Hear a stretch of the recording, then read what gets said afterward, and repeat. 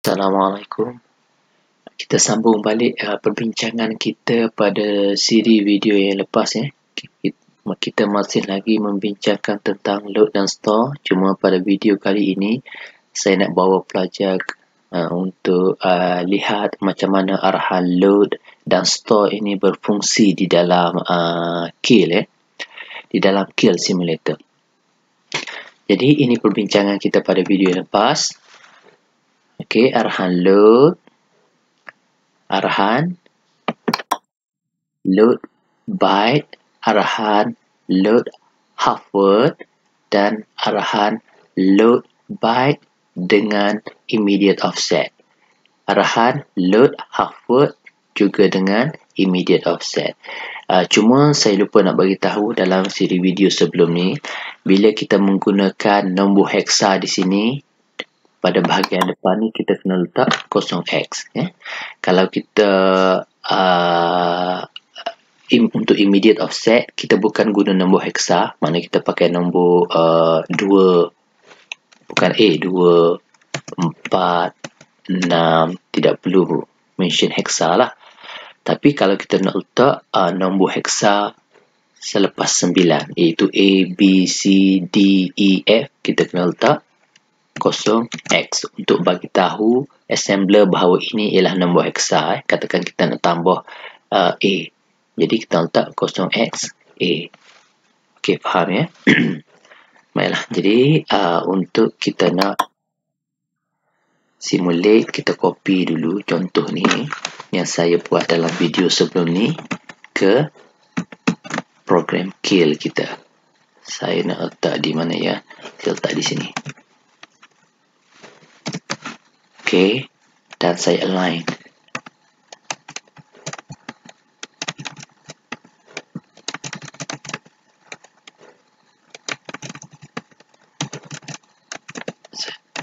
Saya align semua. Okey, seterusnya kita offset. Offset 124 ni banyak sangat kita nak tengok nanti. Jadi saya kecilkan sedikit sebab 124 ni kalau kita tengok dalam nota kita sebelum ni, inilah nombor maksima dia dalam restriction. Kita tengok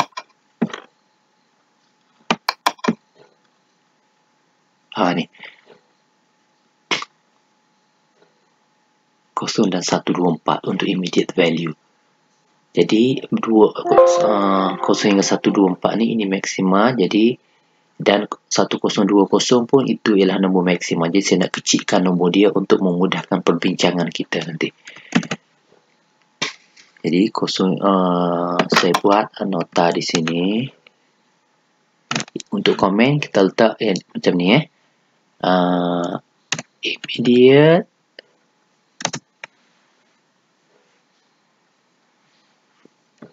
from 0 to 1 to 4 sebagai nota rujukan kita nanti. Jadi dalam contoh ni saya hanya nak gunakan contoh immediate 4 saja untuk memudahkan perbincangan kita. Dan untuk load bagi arahan melibatkan stack pointer, immediate maximum 10 to 0. Dalam kes ni saya hanya nak gunakan immediate 8 sahaja untuk memudahkan perbincangan kita. Okey, yang ni 31 saya maksimum 31. Kita buat nota 31, tetapi saya hanya nak pakai 3 sahaja. Yang ni tak ada masalah lah. Yang ni load half word kita kekal A. Jadi kita run dulu yang ni. Ini saya buat dalam debug mode, sorry. Saya keluar daripada debug mode. And then ini program tadi. Saya build balik file. Tak ada error dan kita masuk balik kepada debug mode. Bila masuk balik ke debug mode, okey, kita tengok di sini. Okey, tak ada error, kita run dulu. Kita run. Ini program yang lepas Okey, bila masuk ke sini, bila kita nak load satu word data daripada memori yang ditunjukkan oleh R0. R0 menunjukkan di mana address tersebut berada. Ini berbeza dengan arahan move. Kalau move R2, R3, maknanya data yang kita nak move ke R2 diambil direct daripada R3. Kalau dalam kes ni R3 000. Jadi data 00 ni lah yang kita nak move ke R2. Tetapi untuk arahan load, bila dia ada kurungan macam ni, maknanya ini arahan mode indirect. Data yang kita nak move ke R1 ditunjukkan oleh R0, bukan di dalam R0. Nampak beza dia ya dengan arahan move. Jadi R0 sekarang ni menunjukkan ke address 0000 AB. Jadi kita pergi di sini. Kita cari 000 AB, 0040. Kita tunggu di bawah lagi. Okey, A0. A0, A1, A2, A3, A4, A5, A6, A7, A8, A9, AA, AB. Okey, di sini akan ada masalah nanti. Kenapa? Sebab saya dah bagi tahu pelajar pada sesi kelas kita sebelum kita ber-PKP hari itu, data bila kita nak akses data yang bersaiz satu word, data tersebut mestilah di dalam gandaan 4. Sebab package dia 4. Jadi 0 hingga 3. Ya. Sama ada A0, A1, A2, A3 ataupun B0, B1, B2, B3 atau C dan seterusnya. Kemudian 4, 5, 6, 7. 4 kita boleh ambil. Bermula di address 0, bermula di address 4, bermula di address berapa? 0, 4, 8. 9, A, B, C.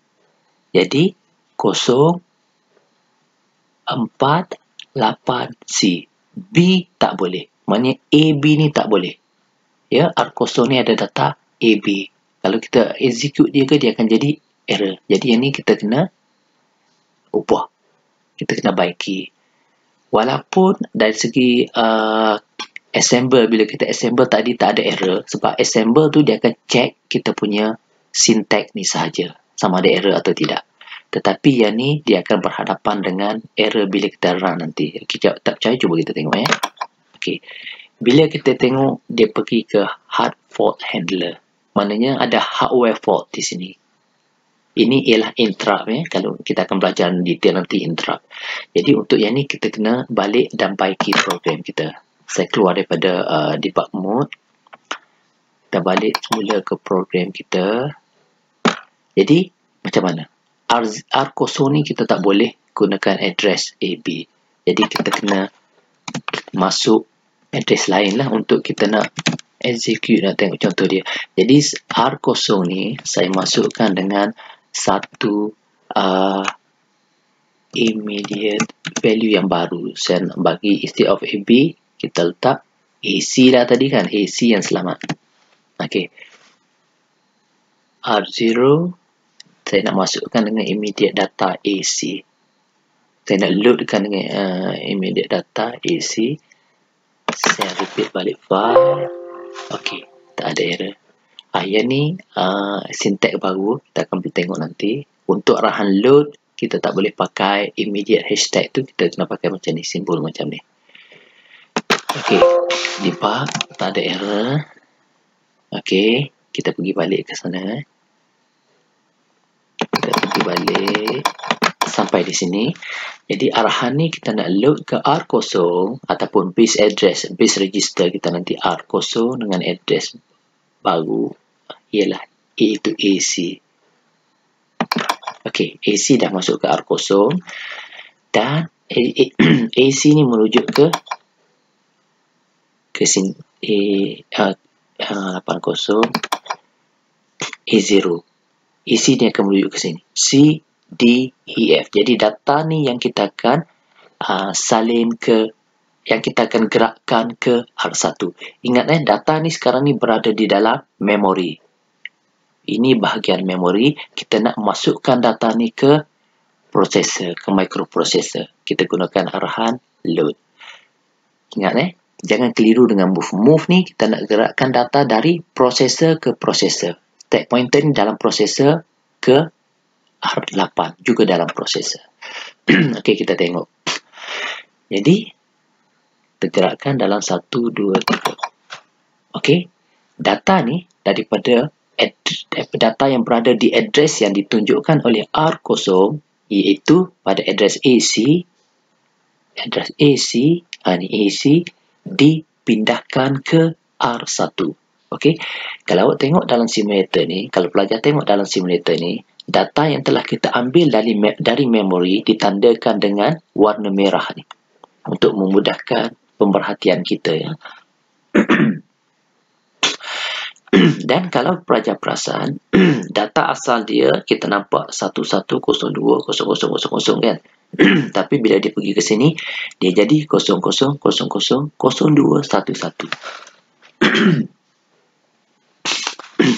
Siapa boleh jelaskan tentang fenomena ni? Saya dah jelaskan ini dalam kelas Data MicroP simpan data, ini ialah data sebenar, tetapi MicroP simpan data di sini dalam bentuk little endian ya.